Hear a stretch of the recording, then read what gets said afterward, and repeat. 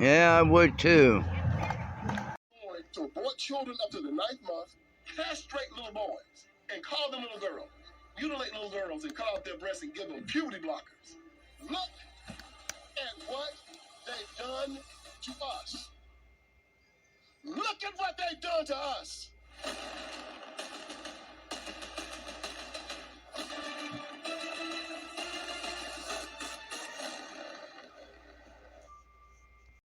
The department's resources into action.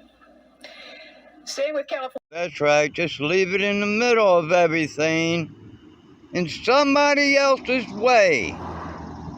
They morons. Every one of them. To abort children up to the 9th month, castrate little boys, and call them little girls.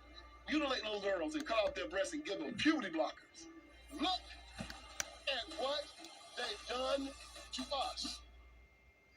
Look at what they've done to us.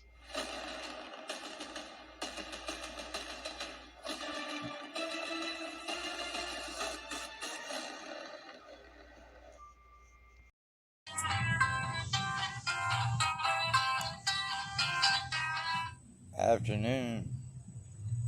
I go where other disabled dare to go. I want to get off by myself in some trees, off the beaten path, of which there is no path.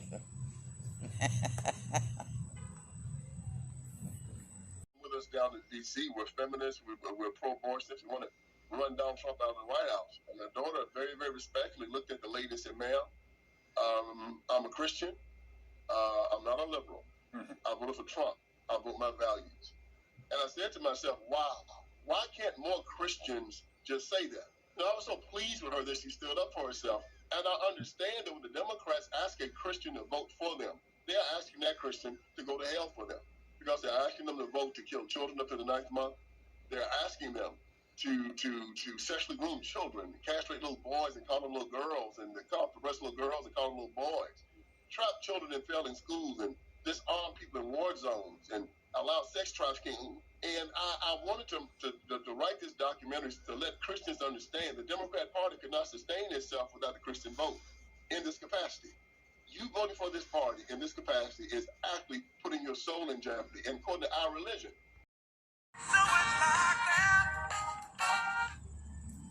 See what I mean about not being a path?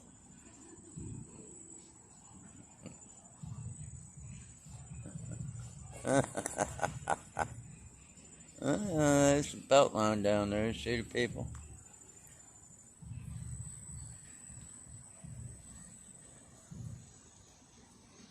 Just see something. Oh, where'd it go?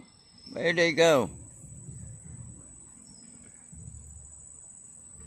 Oh, there ain't nobody down. There's a bicyclist. Just went by. It's going to be a church movement, and it's going to be a spiritual movement. We're fighting against the devil itself, and that's the Democrat Party. We saw what they did to the South. It was 1% of the slave of the population owned slaves, and they decimated the whole South and kept it decimated for over 200 years. Why? Because you had that small group of people that kept power. They would burn America, and they would dance and call themselves King of the Ashes. We have to understand this. How do we defeat them? Like we've always defeated them, through faith in Jesus Christ. We have to go and talk to our brothers and sisters, tell them how they're being abused, tell them that they are not oppressed, tell them that if you believe in Jesus Christ, you are more than a conqueror. We need to tell them that the black preacher, the black politician, the black civil rights worker is their enemy. And they are only conduits between rich, white, evil liberals and Democrat Party, and their job is to make sure they get the black vote. My documentary puts this in absolute, undeniable form. You need to see it. Will you go to helpme.com? It goes into Martin Luther King, things you never know. Goes to about the Marxism. It goes into how they brought Marxism into the black church, and they commandeered the black church to take over the black community. They've been voted for this atheist, devilish, satanic Democratic Party. And any Christian that is voting for this party right now is putting his soul in jeopardy. The Democratic Party is asking you to go to hell for them. Don't go with them. Don't go. It's really something that should be shown in the school system. And speaking of the school system, you know, you have the trans activism that's going on? Why do you think that it's infiltrating our educational system, and yet they're calling parents domestic terrorists for speaking out against it? But George Orwell in 1984, his great book, said that there will come a time when the state will tell us that 2 + 2 = 5, and they'll force us to believe it.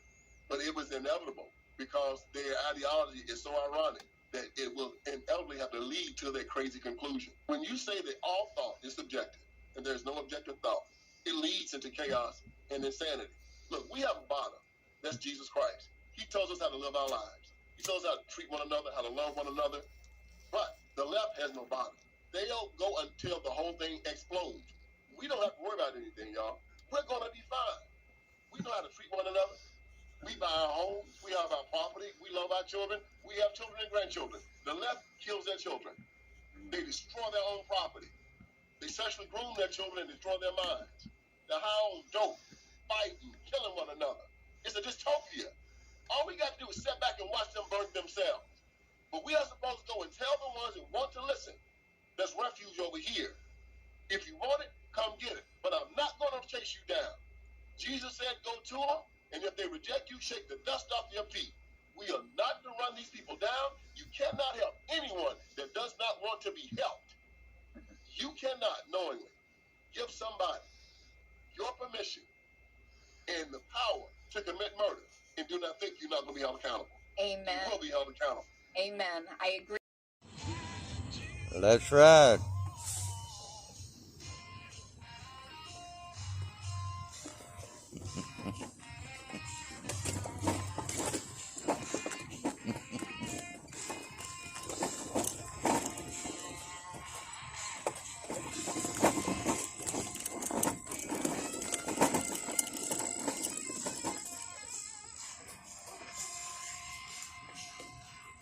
Purchase these properties that everybody else kind of steers away from.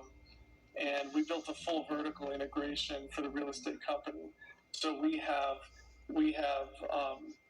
all kinds of within those vertical integration companies. We have a property management company, a construction company, and the property management company also works with our nonprofit company that gives financial empowerment to those that live in these areas, because we don't believe in gentrification. We don't believe in coming into a tough area and pushing these individuals out of their homes. We believe in empowering them. And so how many of them still stand today? Coherence. And then our construction company only hires homeless individuals. So we take them off the street, we house them, we give them the tools for the trade, and we train them. And breathwork was a big component of those individuals' healing, and it's a big part of why we have the app today. Yeah, I love what you're doing, Travis.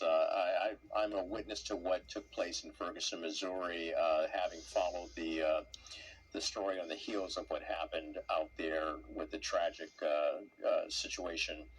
And the riots took place after that shooting. But yet the National Urban League chapter of St. Louis and Ferguson worked with a lot of businesses like yours to help renovate that place and to put homeless people at work. And you're a part of that story, that success story. You don't see the cameras there anymore because it's about hope. And many people in the news media think you can't talk about hope because it's intangible. Excuse me? It's very tangible. And of course, what I like about what you're doing is that you're looking at the whole person, mind, body, and spirit.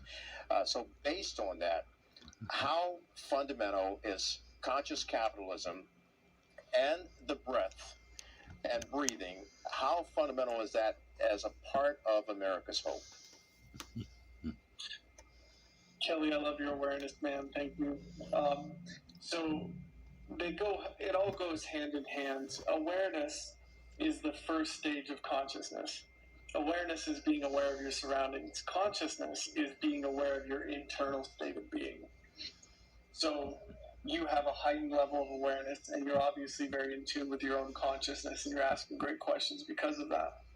So when we're conscious capitalists, or just conscious individuals in general, we start to understand what's going on in here.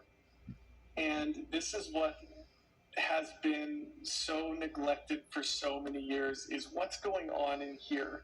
We're so consumed by what's going on in here that we're lacking the awareness of what's going on in here. So if we can put this down, unless you're using the breath source, if we can put this down and go inside here and become conscious of what's going on, who am I? What am I about? What's my purpose? Where do I want to go? How do I want to be treated so that I can treat others that same way? So conscious capitalism means, if I'm going to do business in an area, what if my family lived in that area? What if my great-great-grandfather lived in that area? Would he be proud of how I'm doing business in that area and treating those individuals in that area?